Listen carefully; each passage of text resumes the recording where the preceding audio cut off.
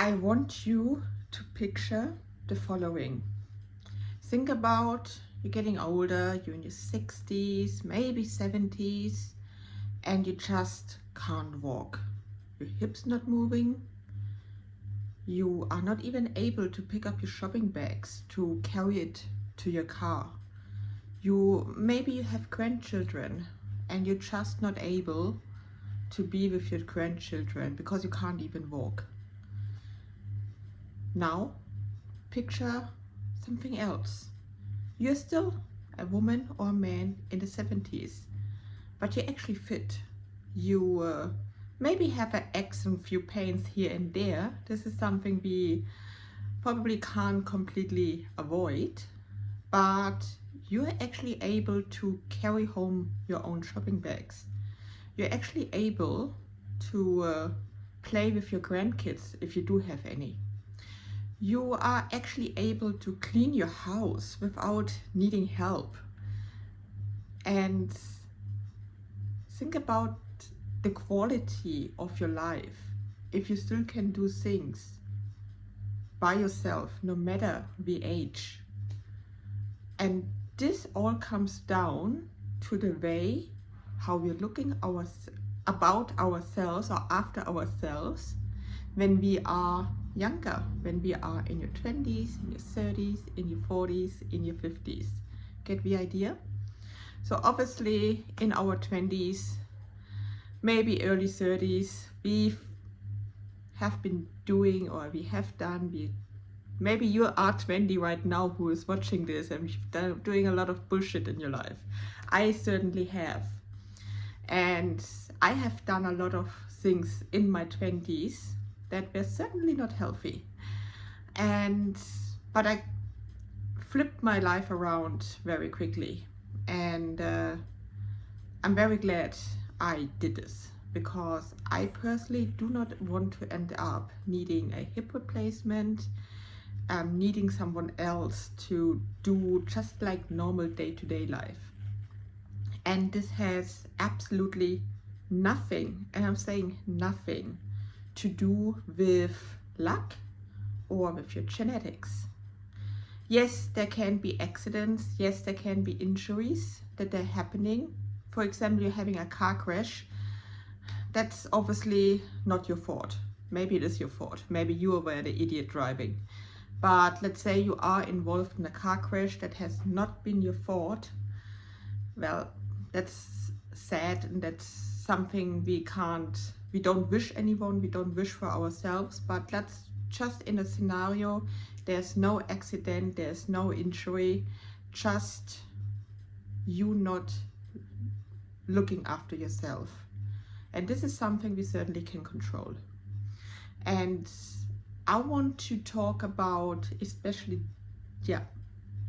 this topic. What can we do on our day-to-day basis to not only work for our super lean and toned summer body, but for our old ladies or old men body.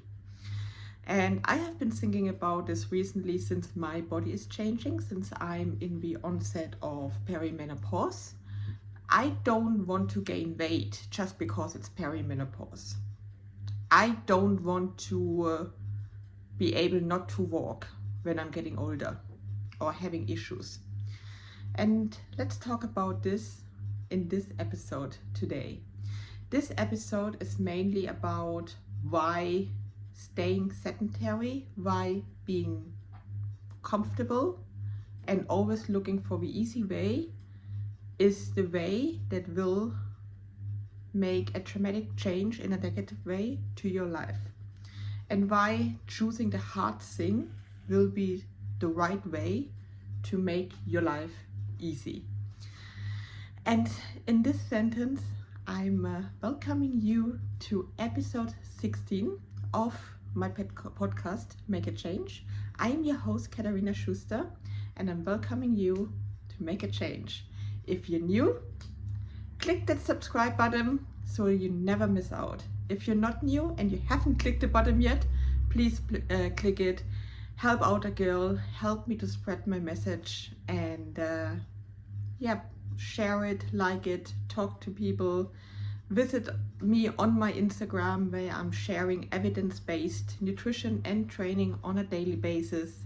A lot of mindset these days as well. And let's get into this episode. First part I would like to talk about is the comfort trap. Like, picture our life these days. Like, we can order food literally from our bed, get food delivered to our door. Often we most likely don't make the best choices. Often these choices are quite high in fats and carbohydrates and quite low in protein. We don't move much anymore. We drive in our cars for distances we can literally walk. We drive to the office. Okay, the office is possibly half an hour away, so that's maybe not efficient to walk, especially when we are busy, when we have to get things done very quickly. And then we're sitting in our chair 8 hours a day. I myself, my job, I'm working as an accredited sports nutritionist, working as an online coach. I sit often 10 hours on my desk, but I'm putting the effort in, making sure I'm at least getting my 10,000 steps in. So there's nothing magical about the number 10,000 steps, but is 10 to 12 steps is a good indicator that you're being active. So I said the number itself, there's no evidence behind it. It has to be 10K steps. It's just someone came up with this number. There is a story behind it, but I can't remember the story. But it's just a movement in general, that we're building in movement, like that we're stretching maybe every single hour, or maybe just walking around our office desk, doing something to move our bodies and in between our work hours. And maybe that we're not ordering our food, that we need to make sure that we're cooking our food ourselves, because often if we cook ourselves, even if you don't track our nutrition, often when you cook yourself, you do make automatically better choices. You're having usually people, we are lazy, like we usually have some sort of meat, we have some sort of veggies with us, and we have some sort, I hope you do have some veggies, and we usually have some potatoes or some rice or anything with it. So most people are actually not too bad with making choices. But it's often, or all people like these days, they're using an air fryer, which is great because it doesn't require oil. Not saying oil is a bad thing, but often when we are cooking, the oil usually gets a little tube, and that's like 400, 500 calories. Most people don't make the effort to actually measure out the oil, but since a lot of people are using an air fryer, it is a very good change where we can change our caloric intake. The average person literally eats 3 to 3,500 calories a day, which is an immense caloric surplus for most people, because we are not moving our bodies enough to actually needing that high caloric need. Often, most of us possibly have a gym membership, but even if we go to the gym, do we effectively train? Possibly not.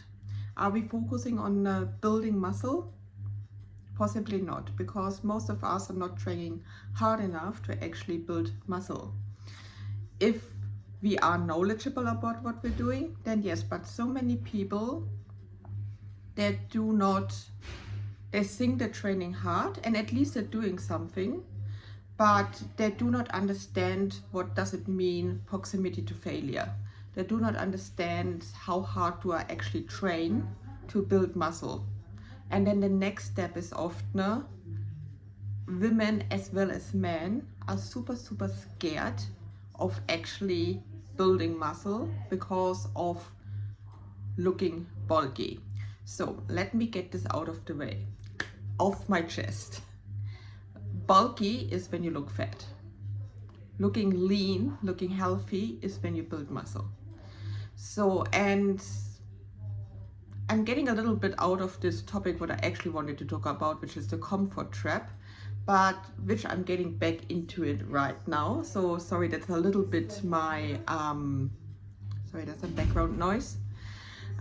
So there's a little bit of a ADHD going on here behind because I'm jumping from too many topics back and forth.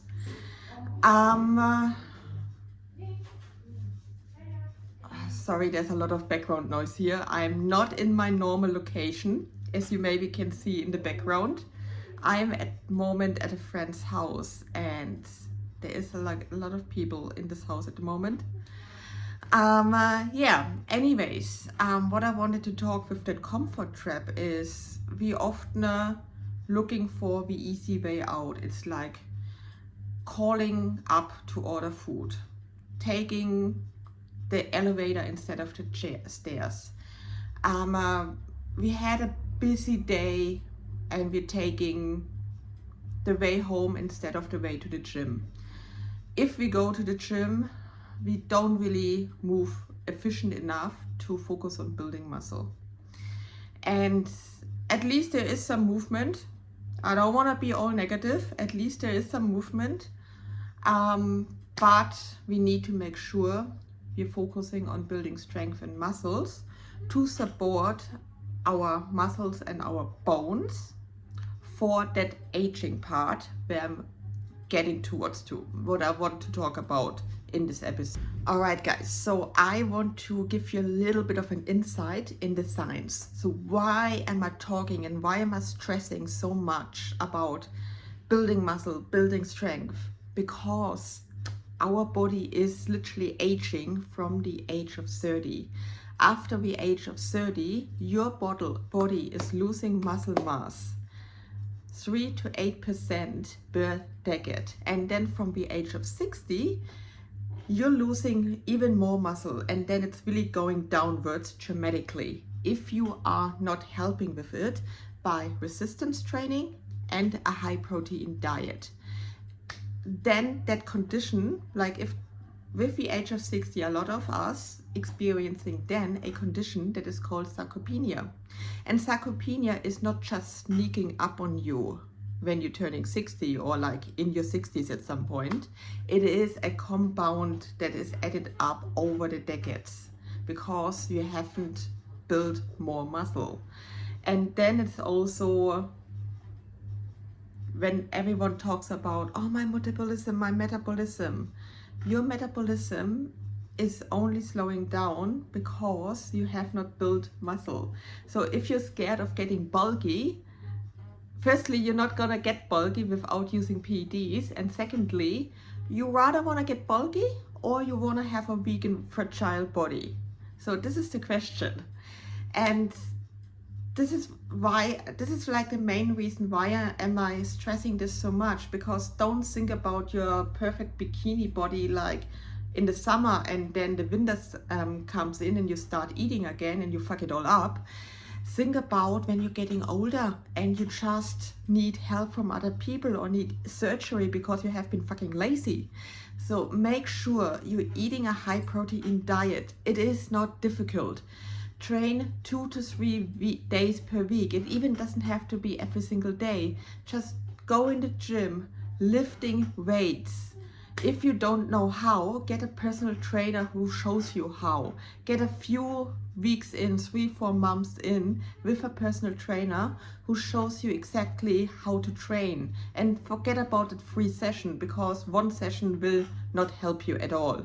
Get in 3 to 4 months with a trainer and get it done. Like really get taught how to lift weights, how to progressive overload, how to adjust nutrition.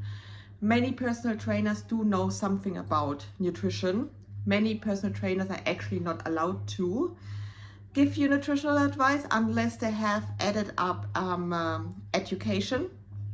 But make sure you get credible knowledge about it to help you moving towards a healthy, strong body that supports you when you're being old. So how are we moving forward from here? All right, we need to set up our non-negotiables. Non-negotiable number 1 is resistance train 2 to 3 days a week. I know you're busy. I know not everyone has the time to go like 4, 5, 6 workouts in. I'm actually not a big fan of this anyways. I think I personally train 4 days a week. I just recently, about 2 weeks ago, I ramped it up to 5 days per week, just because I'm working towards a competition, just to, in my state, I'm in the depth of my caloric deficit, so I certainly won't build muscle at this point. But for me, it's just about the caloric expenditure at the moment, because my goal is to get shredded as fuck. But certainly after I have completed my competition, have achieved my goal, I will be going back to maintenance and going back to muscle building, certainly. So non-negotiables, 2 to 3 times of strength training per week. Make sure you are following an evidence-based and structured workout program, and you should be training within proximity to failure. So there is a way that you can use RIR, reps in reserve. So let's say you're doing a biceps curl of 12 reps, okay? So going to failure means not being able to go through the full range of motion anymore. So your muscle is literally, your muscle is literally exhausted. So like when you're having it here, like, and then you stop here and you can't go any further, then that means that's failure, okay? So there's absolute failure and there is mechanical failure. Mechanical failure is when you're losing form. Absolute failure is when you can't go through the full range of motion anymore because your muscle is completely exhausted. We want to stay about, you can go here and there, go to absolute failure. That's definitely a good way to experience it. Often people think it is failure, but often they have a few more reps left in the tank. So really go there and really experience how it feels like true failure, because you're gonna be fucked. And that's why when someone tells me, oh, I train 7 days a week, I say, yeah, that's a waste of time because you're not training properly. So not training properly, I don't mean you have to go to failure every single time. I certainly don't go to failure with every of my sets.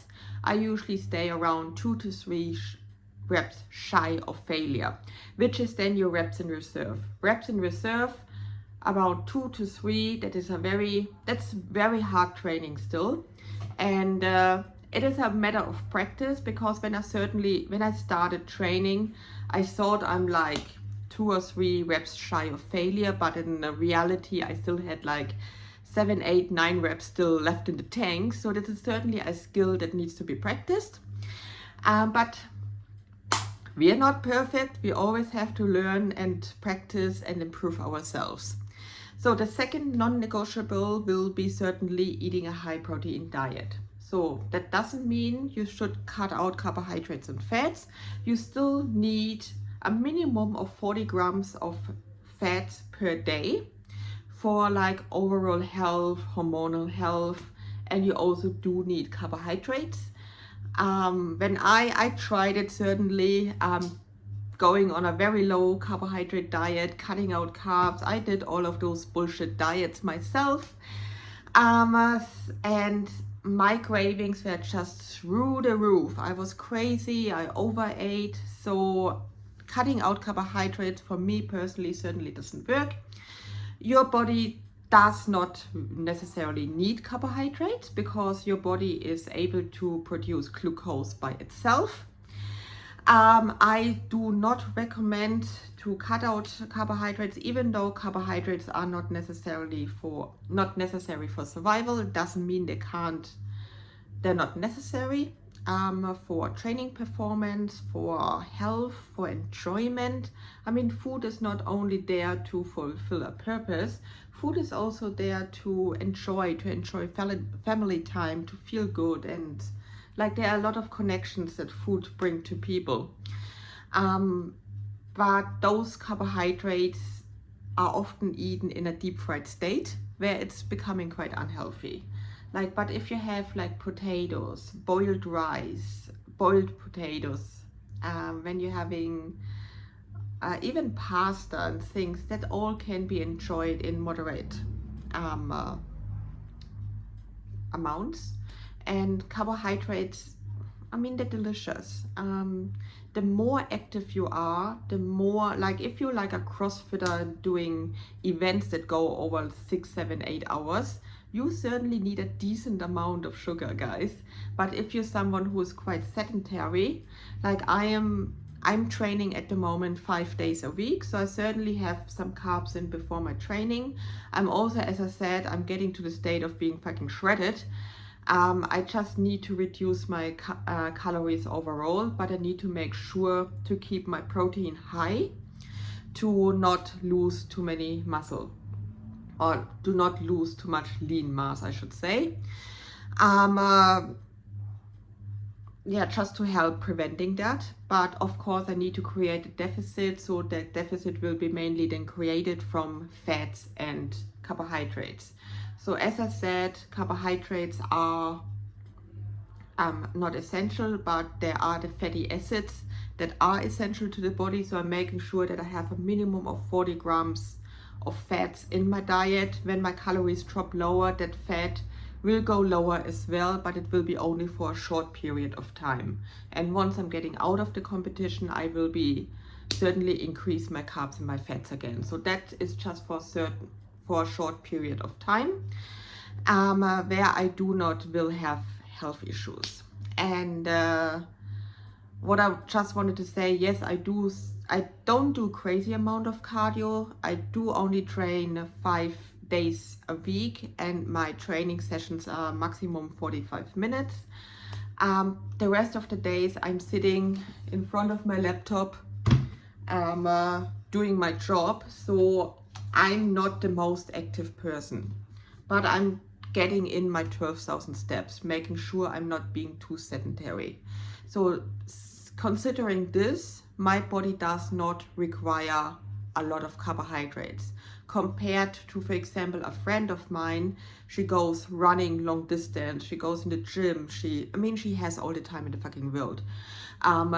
I don't have too much time on my hands, but she goes long distance running, she does CrossFit, she does all sorts of things. She does need like between 300 and 400 grams of carbs a day because she has such a crazy caloric output. Okay, so there's where the differences are in as well. And her goal is performance, not getting shredded. So, and this is the end of today's episode.